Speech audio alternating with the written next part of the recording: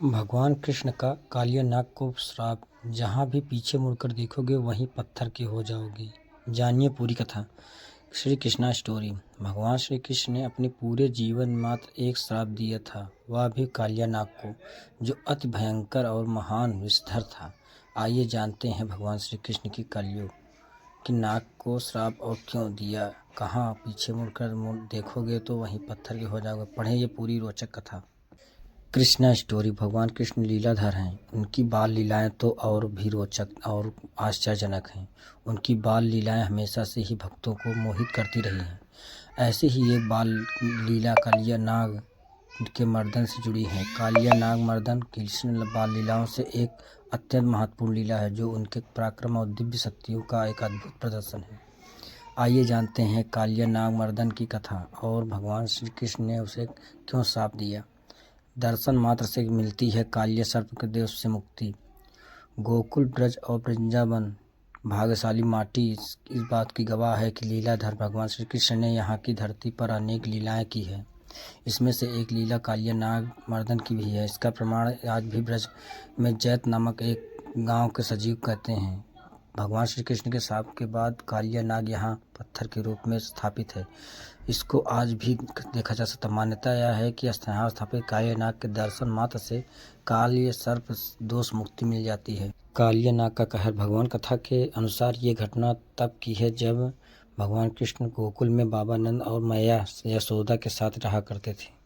उस समय कालिया नामक 5 फनों वाला एक भयंकर और महान विषधर नाग भगवान विष्णु के महान गरुड़ पक्षी से दुश्मनी होने के कारण गोकुल के पास बहने वाली यमुना नदी में आकर रहने लगा। इससे पूरी यमुना नदी कालिया नाग का जहर फैल गया।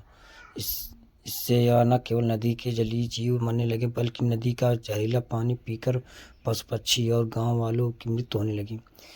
संयोग से एक दिन भगवान लीलाधर श्री कृष्ण अपने ग्वाल बाल सखाओं के साथ यमुना तट पर कुंदक यानी गेंद खेलने रहे थे।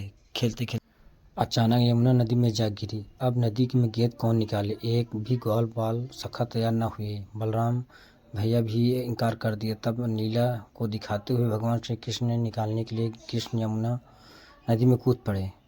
मुष्टि प्रहार से पस्त हो गया कालिया नाग। उनके यमुना में कूदते ही नदी में सो रहा कालिया नाग जाग गया। नींद से खलल पड़ने पर कालिया क्रोध में आकर भयंकर दिखाई दे रहा था।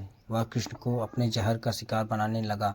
लेकिन कालिया नाग जब विष छोड़ता या फन फैलाता, कृष्ण वहाँ से कब कहाँ हट चुके होते। वहीं श्री कृष्ण अपनी मुष्टि यानी मुक्कों से प्रहार कालिया नाग को पस्त कर दिया। वहीं दूसरी तरफ यह बात यशोदा मैया समेत पूरे गोकुल पता चल गई।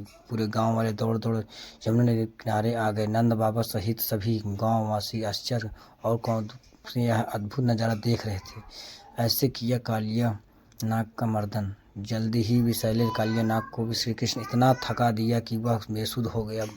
भगवान श्री कृष्ण ने कालिया नाग को नदी छोड़कर जाने को आदेश दिया था, लेकिन वह नहीं माना। एक बार श्री कृष्ण पर हमला कर दिया। इस बार लड़ाई और भयंकर थी। उस मैया यशोदा का दिल बैठा जा रहा था। उनकी आंखों में आंसुओं का झरना निकल पड़ा।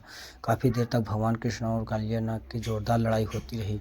कुछ समय बाद कालिया नाग हार गया। तब वह भगवान श्री कृष्ण ने कालिया नाग के 5 फनों को नाथ दिया और उस पर बांसुरी बजाकर नृत्य करने लगे। अपने वश में कर लिया था। कथा अभी बाकी है, लेकिन कथा यही खत्म नहीं हुई। कालिया नाग को नाथने के बाद नाग की पत्नियां ने श्री कृष्ण से विनती की कि उससे पति को माफ कर दे। तब भगवान कृष्ण ने कालिया नाग क्षमा कर दिया, लेकिन यमुना नदी बाहर निकलते ही कालिया नाग का वहां से भागने लगा। लगभग भगवान कृष्ण ने उसे रुकने के लिए कहा, लेकिन वह रुका नहीं। भगवान श्री कृष्ण ने श्राप दिया। जानते थे कि कालिया नाग एक महान विषैला सांप था। वह जहाँ भी जाएगा वह मनुष्य और जीवों के लिए काल ही सिद्ध होगा। इसलिए श्री कृष्ण ने कालिया नाग को श्राप दिया, ओ कालिया, यदि भगवान भागने के दौरान जहाँ भी पीछे मुड़कर देखोगे वहीं पत्थर के हो जाओगे। कहते ही वृंदावन से लगभग 5 किलोमीटर दूर जैत गांव से कालिया नाग ने पीछे मुड़कर देखा और पत्थर का हो गया। आज इस जगह पर कालिया नाग का मंदिर है, जहाँ देश भर में श्रद्धालु पत्थर बन गए कालिया नाग का दर्शन और पूजा करने के लिए आते हैं।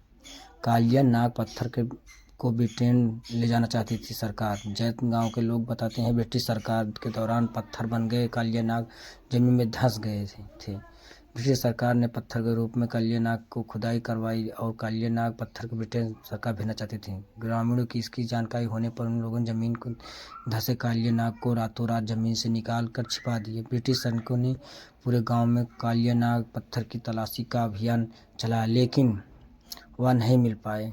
भारत की आज़ादी के बाद ग्रामीणों ने फिर दोबारा से कालिया नाग को उसी जगह पर स्थापित कर दिया। बाद में ग्रामीणों और सहयोग के बाद कालिया नाग मंदिर को बना